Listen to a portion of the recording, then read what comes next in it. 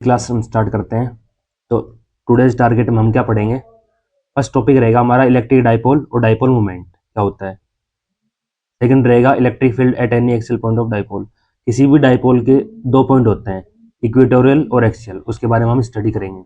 और थर्ड भी ये रहेगा, किसी इक्वेटोरियल पॉइंट पर इलेक्ट्रिक फील्ड कितना होगा उसके बारे में हम पढ़ते हैं।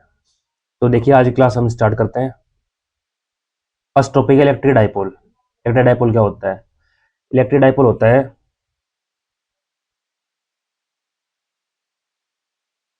It is a system of two equal and opposite charges. देखिए 2 पॉइंट चार्ज ले लिया हमने, क्यू और माइनस क्यू। इनका मैग्नीट्यूड क्या है, सेम है, लेकिन जो नेचर है वो क्या है, अपोजिट है। वो एक दूसरे से कितने डिस्टेंस पर रखे हैं, स्मॉल डिस्टेंस पर रखे हैं। ठीक है, तो देखिए 2 पॉइंट चार्ज मान लिया हमने, इसको बोल दिया हमने माइनस क्यू, इसको बोल दिया हमने प्लस क्यू। ये कितने डिस्टेंस पर रखे हैं, इस डिस्टेंस को बोल दिया हमने 2a। कोई भी डिस्टेंस नाम दे दिया हमने 2a। एक्चुअल में ये पॉइंट चार्ज है, यहाँ पर रखे हैं पॉइंट चार्ज।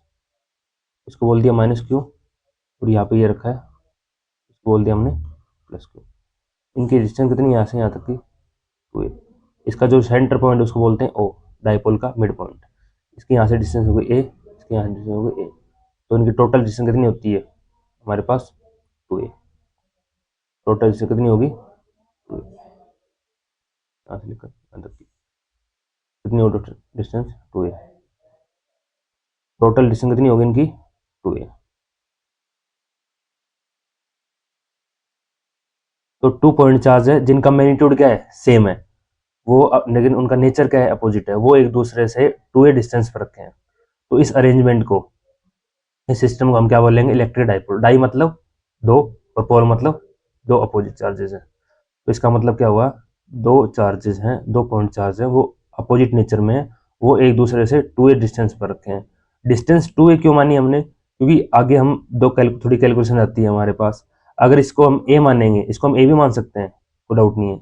2a मान ले, r मान ले, a मान ले, कोई भी डिस्टेंस हम कैलकुलेट कर सकते हैं। लेकिन आगे जब कैलकुलेशन होगी तो जब a डिस्टेंस मानेंगे, तब इसके अगर a मानते हैं तो इसकी हाफ डिस्टेंस कितनी हो जाएगी, a/2। तो उससे कैलकुलेशन करने में सोल्यूशन क्या हो जाएगा, लेंथी हो जाएगा। इसलिए हम एक इजी वे में इसको हमने मान लिया डिस्टेंस 2a। इसको 2a बोल दो, 2l बोल दो, 2r बोल दो, एक ही बात है सब। ठीक है, ये क्या होगा, डाइपोल का अरेंजमेंट होता है। कोई भी 2 पॉइंट चार्जेस है, q और माइनस q, वो एक दूसरे से स्मॉल डिस्टेंस 2a पर रखे हैं। इस सिस्टम को, इस अरेंजमेंट को हम क्या बोलेंगे, इलेक्ट्रिक डाइपोल। ठीक है, नेक्स्ट देखते हैं। नेक्स्ट क्या है हमारे पास, electric dipole moment. Dipole moment क्या होता है, it is the product of either charge. कोई भी चार्ज, क्योंकि चार्ज का मैग्नीट्यूड क्या होता है, सेम। तो कोई भी चार्ज ले लिया हमने q, और उनके बीच की डिस्टेंस कितनी है 2a। उनके प्रोडक्ट को क्या बोलेंगे, डाइपोल मोमेंट। देखिए ये चार्ज है, इसको बोल दिया हमने माइनस को, ये बोल दिया प्लस को। इसके बीच की डिस्टेंस कितनी हो गई, पता है भी, बताई थे भी 2a। बीच की डिस्टेंस 2a हो गई। तो ये वाला पॉइंट होगा वो, ये होगा ए भी डिस्टेंस, ये भी होगा ए। ठीक है, अब इनके प्रोडक्ट को हम क्या बोलेंगे, डाइपोल मोमेंट। और इसको किससे डिनोट करते हैं हम, it is denoted by small p। हम p से डिनोट करते हैं। ये क्या बताता है, किसी भी डाइपोल की स्ट्रेंथ के बारे में हमें बताता है कि डाइपोल है वो कितना ज़्यादा कैपेबिलिटी है उसमें, कितना ज़्यादा फील्ड लाइंस को रिपेल कर रहा है और अट्रैक्ट कर रहा है। ठीक है, उसके बारे में हमें बताता है। अब देखिए p से डिनोट करते हैं तो फिर फॉर्मूला कितना हो जाएगा, p इज इक्वल टू, किसी भी चार्ज, इधर चार्ज होगा q, बीच की डिस्टेंस होगी 2a, p is equal to Q into 2a। ये क्या होगा, इसका फॉर्मूला होगा p is equal to Q into 2a। इसकी यूनिट की बात करें तो क्या यूनिट होगी इसकी, यूनिट कितनी होगी इसकी, यूनिट की बात करें तो चार्ज की यूनिट होती है कुलाम, तो इसकी होगी कुलाम। और लेंथ की यूनिट होती है, डिस्टेंस की यूनिट होती है मीटर, तो यूनिट होगी इसकी कुलाम मीटर। ठीक है, आगे हम बात करें डायमेंशन की, तो डायमेंशन कितनी हो जाएगी इसकी, डायमेंशन कितनी हो जाएगी इसकी। देखो कुलाम की डायमेंशन होती है 80 और लेंथ की होती है, मीटर की होती है लेंथ l। डायमेंशन कितनी हो जाएगी इसकी, l a डायमेंशन हो जाएगी।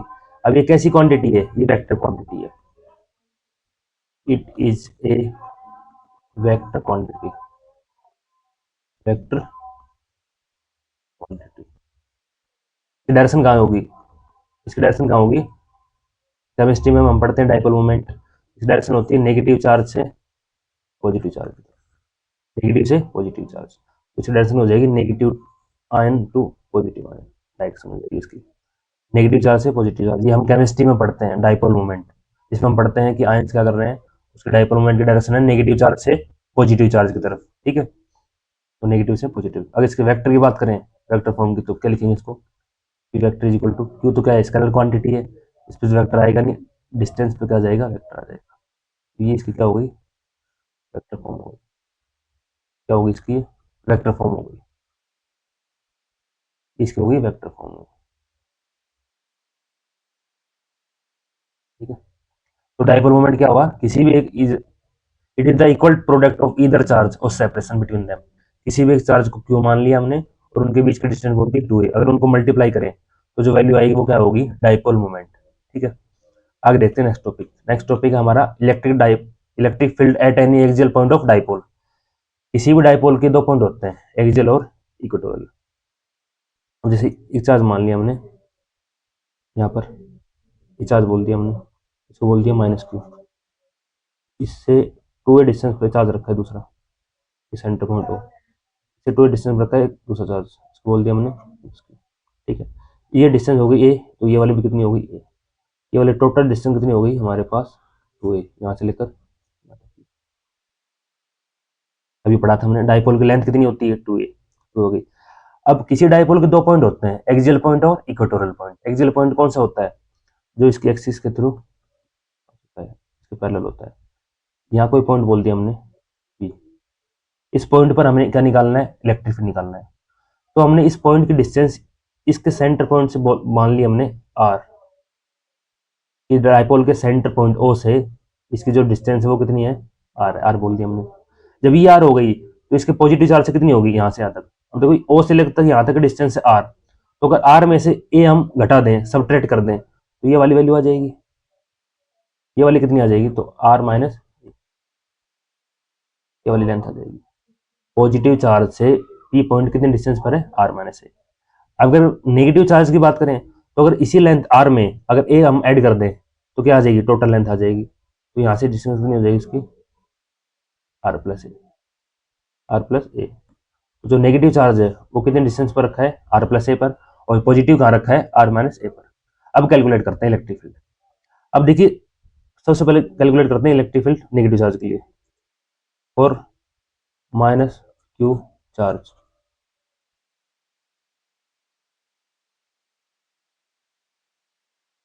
द इलेक्ट्रिक फील्ड,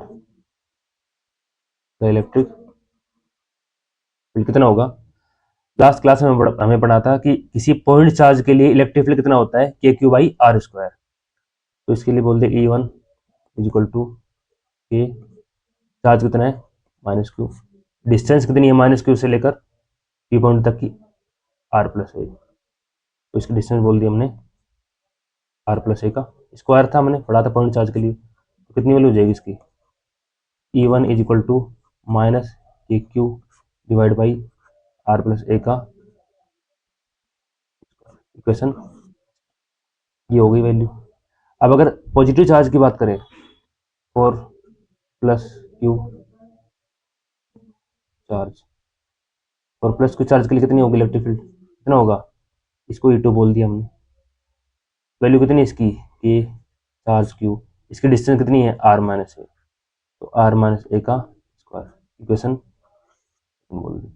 अब इस पी पॉइंट पर टोटल इलेक्ट्रिक फील्ड निकालना हो, अब देखो ई वन के लिए चार्ज कौन सा है, -1, तो माइनस क्या करेगा, इसको रिपेल अट्रैक्ट करेगा अपनी ओर, तो ये कौन सी डायरेक्शन हो जाएगी, अट्रैक्ट करेगा तो ई वन की,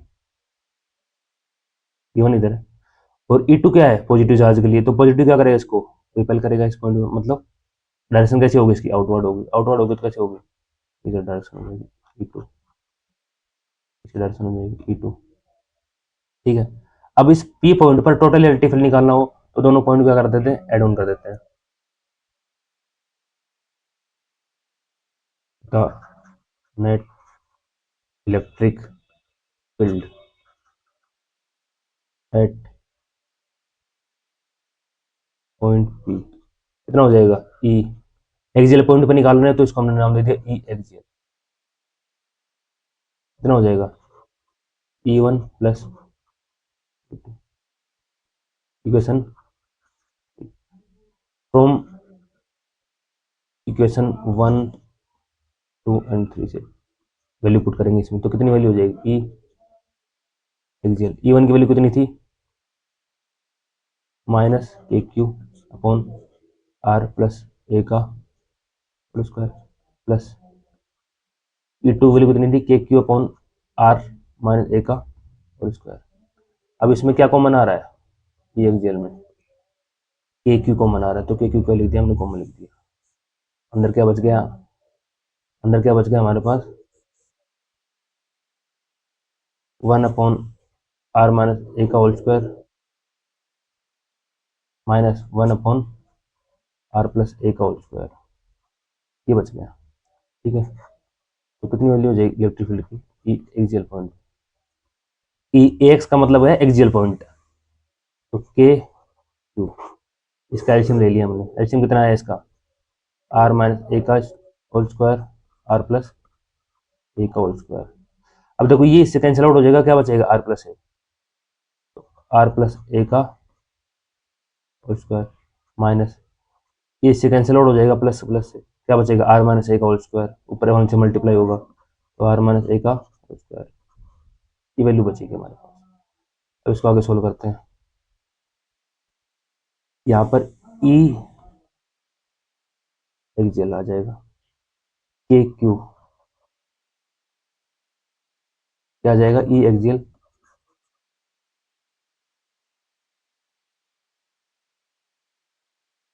ई एक्सियल के क्यू देखो इसको और ओपन करेंगे हम आर प्लस ए का होल स्क्वायर को तो यह क्या आ जाएगा आर स्क्वायर प्लस ए स्क्वायर प्लस 2r माइनस इधर क्या बचेगा R square R minus A के स्क्वायर को ओपन करेंगे तो आर स्क्वायर प्लस ए स्क्वायर माइनस 2r ये बचेगा। इसके डिवाइड में कितना था तो देखो ये फॉर्मूला क्या बन गया आर माइनस ए का होल स्क्वायर आर प्लस ए का होल स्क्वायर ए माइनस बी ए प्लस बी तो कितना हो जाएगा ए का स्क्वायर माइनस बी का स्क्वायर तो यहाँ पर कितना बचेगा आर का स्क्वायर माइनस ए का स्क्वायर और यहाँ पर टोटल पावर कितनी है इसकी स्क्वायर कॉमन आ जाएगा इसमें। ठीक है ये वैल्यू बच जाएगी। अब देखो आर स्क्वायर प्लस का है ये कैंसिल आउट हो गया ये माइनस का कैंसिल आउट हो गया ये प्लस का है यहाँ पर ये बाहर माइनस मल्टीप्लाई में इसके बाहर क्या है माइनस मल्टीप्लाई में तो ये कैंसिल हो जाएगा ये प्लस 2 आ रहा है और ये बाहर माइनस माइनस क्या प्लस 2 आ रहा है कितना हो जाएगा प्लस का 4 आ रहा है तो ई एक्सियल पॉइंट पर कितना हो जाएगा के क्यू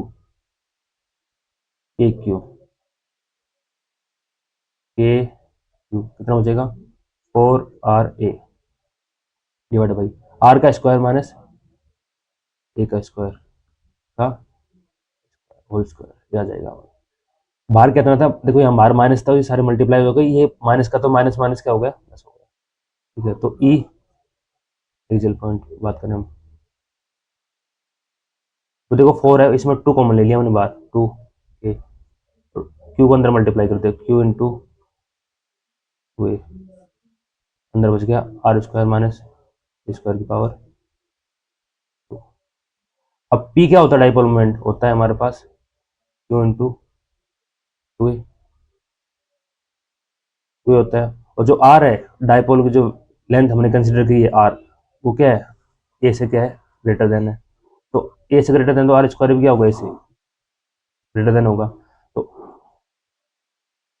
नेगलेक्ट कर देते हैं हम नेगलेक्टिंग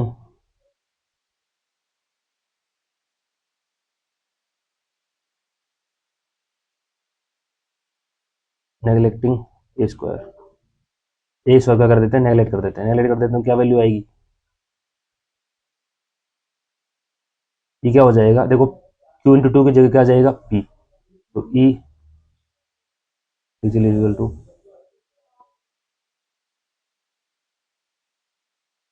क्या वैल्यू आ जाएगी हमारे पास ई इक्वल टू ऊपर बचेगा 2kp डिवाइड बाई, नीचे कितना बचेगा, आर स्क्वायर बचेगा। ए तो क्या होगा, नेगलेक्ट हो गया, तो आर की पावर कितनी हो जाएगी, 4 है, 4 हो जाएगी, कितनी हो जाएगी, 4 हो जाएगी। अभी देखो 4 आ रहा था, तो यहाँ पे आर लिखना और हमारा पेंडिंग हो गया, आर और आएगा यहाँ पर, आर आ जाएगा हमारे पास,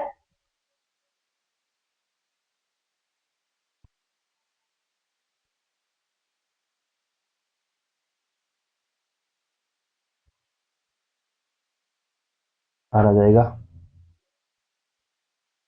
यहाँ पे आर बच गया था एक, यहाँ क्या आ जाएगा, 2kp मल्टीप्लाई में आर, आर की पावर 4। एक आर कैंसिल आउट हो जाएगा, तो क्या बचेगा, P axial is equal to 2kp upon R की पावर 3। ये वैल्यू आ जाएगी इलेक्ट्रिक फील्ड के लिए, कितनी आ जाएगी, 2kp अपॉन आर क्यूब। तो ये वैल्यू हमारे पास क्या हो गई, कैलकुलेट हो गई। तो किसी एक्सियल पॉइंट पर इलेक्ट्रिक फील्ड कितना होता है, 2kp अपॉन आर क्यूब होता है। ठीक है, अब इसको अगर वेक्टर फॉर्म में लिखना चाहे तो वेक्टर फॉर्म में कैसे लिखेंगे, E vector is equal to 2kp upon are cube.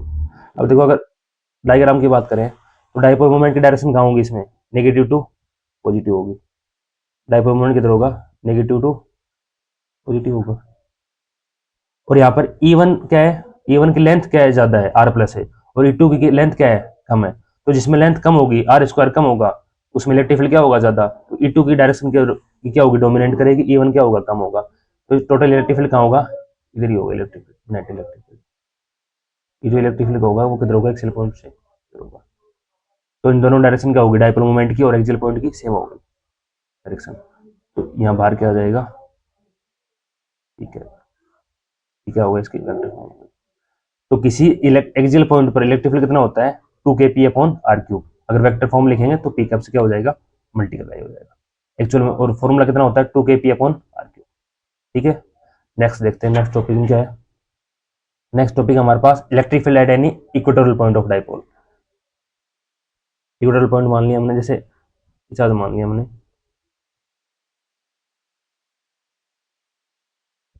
इस चार्ज बोल दिया माइनस क्यू, और ये वाला बोल दिया हमने प्लस क्यू। इसका सेंटर पॉइंट, ये वाला डिस्टेंस हो गई ए, ये भी कितनी होगी ए, टोटल डिस्टेंस 2 हमें पता है। ये पॉइंट मान लिया हमने इक्वेटोरियल पॉइंट, कितना एंगल बनाएगा, इसे परपेंडिकुलर होगा, ये वाला डिस्टेंस बोल दी आर। इस पी पॉइंट पर हमें क्या कैलकुलेट करना है, इलेक्ट्रिक फील्ड निकालना है हमें। इस पी पॉइंट पर क्या निकालना है हमें, इलेक्ट्रिक फील्ड निकालना है। देखो हमें बताते हैं इक्वेटोरियल पॉइंट क्या होता है। ये पॉइंट अगर उसको ड्रॉ करें हम, तो उसके सेंटर पॉइंट से कितना एंगल बनाएगा, 90 डिग्री। यहाँ से कितना एंगल बना रहा है, 90 डिग्री। ठीक है, 90 डिग्री एंगल बना रहा है।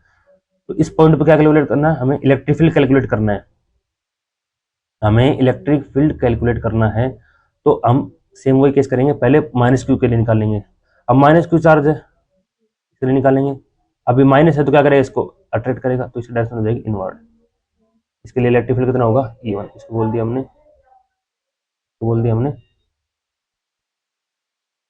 E1 तो बोल दिया हमने E1, E1 बोल दिया, कितना हो जाएगा E1, the electric field eight point P, कितना हो जाएगा इलेक्ट्रिक फील्ड, अगर कैलकुलेट करें तो इलेक्ट्रिक फील्ड कितना हो जाएगा, E1 कितना हो जाएगा,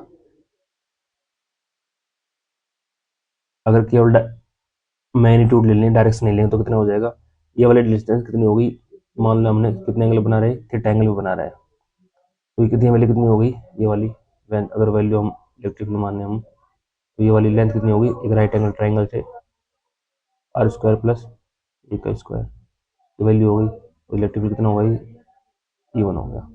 तो इसकी वैल्यू कितनी आ गई, स्क्वायर से रूट कट जाएगा, क्या बचेगा, आर स्क्वायर प्लस, तो माइनस चार्ज के लिए इलेक्ट्रिक फील्ड कितना आ गया, क्योंकि भाई आर स्क्वायर। अब अगर इसके लिए कैलकुलेट करें प्लस के लिए, तो प्लस के लिए कितनी हो जाएगी, सेम वैल्यू हो जाएगी, लेकिन इसकी डायरेक्शन कहाँ होगी, बाहर होगी। डायरेक्शन कहाँ होगी इसकी, डायरेक्शन कहाँ होगी इसकी, आउटवर्ड होगी। क्यू प्लस चार्ज से इलेक्ट्रिक फील्ड कहाँ होता है, रेडियल आउटवर्ड होता है, रेडियल आउटवर्ड होता है हमारे पास। देखो थोड़ा डायग्राम सही से ड्रॉ करते हैं हम। ये एंगल, ये भी कितना एंगल बनाएगा, थीटा, ये थीटा बनाएगा तो ये भी कितना होगा, ये बनाएगा तो थीटा एंगल कितना हो जाएगा, थीटा। ठीक है, ये E1 है तो इसको बोल दिया हमने E2। अब पॉजिटिव चार्ज के लिए कितना इलेक्ट्रिक फील्ड होगा वो हम देखते हैं। और पॉजिटिव चार्ज प्लस क्यू के लिए इलेक्ट्रिक फील्ड कितना होगा, E2। ये वाले थीटा एंगल है, ये आर डिस्टेंस है, और ये वाले ए है, तो ये भी राइट एंगल ट्राइंगल होगा, तो इसकी लेंथ कितनी हो जाएगी, ये राइट एंगल ट्राइंगल से आर स्क्वायर प्लस ए स्क्वायर हाइपोटेन्यूस है, तो इसकी वैल्यू कितनी हो जाएगी, K Q upon are square plus A square, root से स्क्वायर कट जाएगा तो ये बच जाएगा हमारे पास इक्वेशन सेकंड। अब देखो अगर मैग्नीट्यूड लें हम, डायरेक्शन अगर रहने दें, तो मैग्नीट्यूड दोनों क्या आ रहा है, equal. Now E1 is equal to E2 is equal to हमने बोल दिया E, जो कि किसके बराबर है, K Q divide by R square plus A square के बराबर है। इसको इक्वेशन दे दी हमने थर्ड। ठीक है, इलेक्ट्रिक फील्ड निकाल लिया हमने। अब ये इलेक्ट्रिक फील्ड तो कैलकुलेट हो गया, जो कि वैल्यू इक्वल आई है, लेकिन दोनों का डायरेक्शन क्या है, अपोजिट है। तो अगर इसके कंपोनेंट हम ब्रेक करें तो कंपोनेंट कैसे हो जाएंगे इसके ब्रेक, ये E1 इधर जा रहा है, कितना एंगल बनाना है, थीटा, तो थीटा के पास वाला एंगल कौन सा होगा, E1 cos theta, E1 cos theta, और थीटा के परपेंडिकुलर ये वाला एंगल वैल्यू कितनी हो जाएगी, कंपोनेंट कौन सा हो जाएगा, ये वाला कंपोनेंट कौन सा हो जाएगा, E1 sin theta, sin theta हो जाएगा। सेम अगर E2 की बात करें तो E2 के थीटा के पास वाला एंगल कौन सा है, ये वाला है, तो ये वाली साइड कितनी हो जाएगी इसकी, E2 cos थीटा, और थीटा के परपेंडिकुलर कौन सा, ये वाला है, इसकी वैल्यू हो जाएगी E2। कंपोनेंट ब्रेक करना हमें पता ही है, थीटा के पास वाला मतलब वो बेस बना रहा है, और बेस के लिए हम क्या कैलकुलेट करते हैं, थीटा, और थीटा के उधर वाला कौन सा होता है, परपेंडिकुलर, परपेंडिकुलर के लिए हम यूज करते हैं साइन थीटा। तो ये दो कंपोनेंट हो गए E1 के, और दो कंपोनेंट हो गए E2 के, तो यहाँ पर टोटल चार कंपोनेंट हो गए, E1 cos theta, E2 cos theta, E1 sin theta, E2 cos theta. अब यहाँ पे देखो हम डायग्राम से देखते हैं कि जो E2 sin थीटा है और E1 sin थीटा है, इनका E1 और E2 की वैल्यू क्या है, सेम है, तो साइन थीटा क्या होगा, वैल्यू क्या आएगी, सेम आएगी, लेकिन इनकी जो डायरेक्शन है वो इसकी क्या है, अपवर्ड है, इसकी क्या है, डाउनवर्ड है। E1 sin थीटा है वो डायरेक्शन क्या है, डाउनवर्ड है, और E2 sin थीटा की डायरेक्शन क्या है, आउटवर्ड है, तो क्या हो जाएंगे, कैंसिल आउट हो जाएंगे। और E1 cos थीटा और E2 cos थीटा इन दोनों डायरेक्शन क्या है, सेम है, एक डायरेक्शन में ये value है, तो क्या हो जाएंगे, एड ऑन हो जाएंगे। तो अपन इसको कैलकुलेट करें। Now E1 sin theta and E2 sin theta are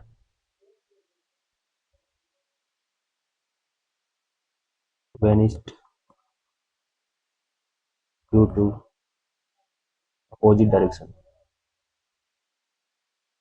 opposite direction, direction क्या इनकी अपोजिट है। देन टोटल इलेक्ट्रिक फील्ड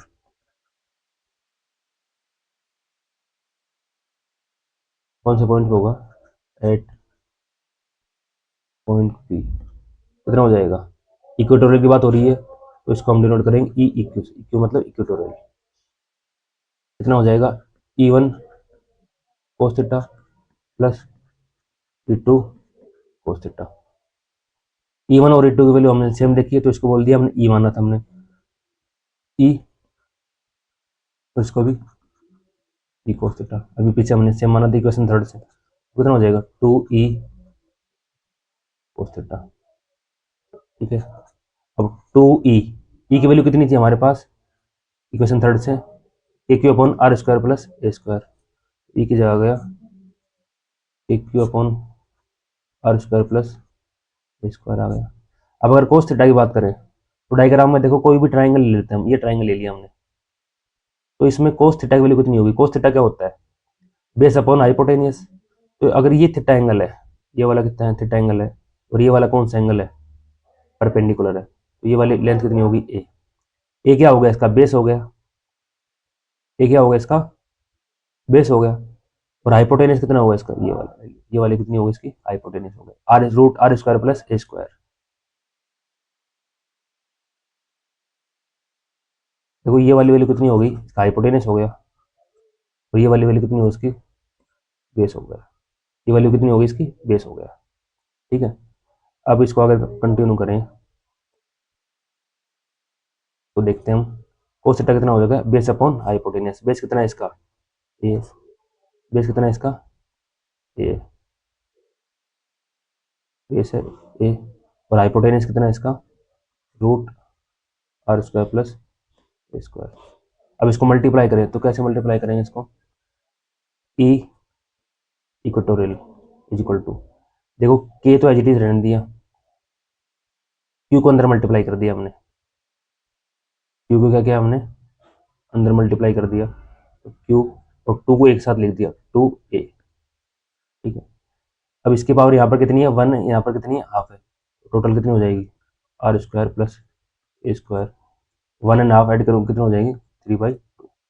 ठीक है, तो ई इक्वेटोरियल। ठीक है, अब देखो ई इक्वेटोरियल क्या लिखेंगे, के क्यू इंटू टू कितना होता है, डाइपोल मोमेंट, इसको लिख दिया हमने।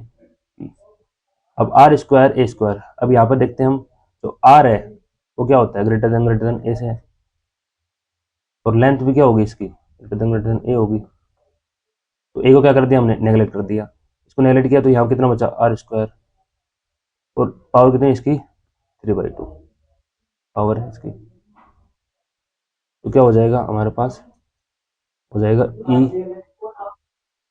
इक्वेटोरियल, के पी डिवाइड बाई आर की पावर स्क्वायर से स्क्वायर क्या हो गया, कैंसिल आउट हो, तो पावर कितनी बच गई, 3। तो इक्वेटोरियल पर इलेक्ट्रिक फील्ड कितना होता है, यहाँ पर पी किसके बराबर लिखा हमने, 2 × 2 और आर क्या था, स्क्वायर क्या था, नेग्लिजिबल था, तो ए को क्या कर दिया, नेगलेक्ट कर दिया हमने। ठीक है, ए को क्या कर दिया हमने, नेगलेक्ट कर दिया। अब इसको वेक्टर फॉर्म की बात करें, इन वेक्टर फॉर्म, अगर वेक्टर फॉर्म की बात करें तो E equatorial vector is equal to k P upon are cube. देखो डायग्राम देखते हैं हम, डाइपोल मोमेंट की डायरेक्शन कहाँ होती है, नेगेटिव टू पॉजिटिव, तो इसकी डाइपोल मोमेंट डायरेक्शन कहाँ होगी, नेगेटिव टू पॉजिटिव, डायरेक्शन किसकी होगी, पी की होगी। और नेट इलेक्ट्रिक फील्ड कहाँ जा रहा है, E1 cos theta E2 cos theta किधर जा रहा है, डायरेक्शन कहाँ जा रहा है, मतलब जो इलेक्ट्रिक फील्ड जा रहा है वो प्लस से कहाँ जा रहा है, माइनस की तरफ, लेफ्ट साइड में, और जो डाइपोल मोमेंट है वो किधर है, राइट साइड में। इसका मतलब डाइपोल मोमेंट और इलेक्ट्रिक फील्ड की जो डायरेक्शन है वो क्या है, अपोजिट है, और अपोजिट है तो बाहर क्या लेंगे इसमें, माइनस, पी क्या आ गई इसकी, वेक्टर फॉर्म आ गई, क्या होगी इसकी, vector form, K P upon are cube multiply में माइनस पी के। ठीक है, अब इनमें एक रिलेशन आया, देखो एक्सेल पॉइंट पे इलेक्ट्रिक फील्ड कितना होता है, 2 kp अपॉन आर क्यूब, और इक्वेटोरियल पर कितना होता है, kp अपॉन आर क्यूब, तो क्या रिलेशन होगा इनमें, क्या रिलेशन होगा इनमें, relation between E axial and E equatorial कितना हो जाएगा, जो एक्सियल पॉइंट है वो क्या होगा, इक्वेटोरियल पॉइंट क्या होगा, डबल होगा, रिलेशन होगा, तो उसमें वैल्यू आई थी एक्सियल पॉइंट में 2 kp अपॉन आर क्यूब, और यहाँ इसकी वैल्यू क्या आ रही है, kp अपॉन आर क्यूब, तो क्या रिलेशन हो जाएगा इसके बीच में, E axial is equal to 2 equatorial. ठीक है, इसका मतलब क्या होगा, जो इक्वेटोरियल पर जो वैल्यू आएगी इलेक्ट्रिक फील्ड की, उसको अगर डबल कर दें तो हमारे पास एक्सियल पॉइंट की वैल्यू आ जाएगी। ठीक है, तो आज की क्लास हमारी यहीं पे एंड होती है। आज हमने पढ़ा था इलेक्ट्रिक डाइपोल, डाइपोल मोमेंट, और उसके दोनों पॉइंट पर हमने इलेक्ट्रिक फील्ड कैलकुलेट किया है। ठीक है, तो आज की क्लास हमारी यहीं पे एंड होती है, बाकी पढ़ेंगे हम नेक्स्ट क्लास में। Thank you.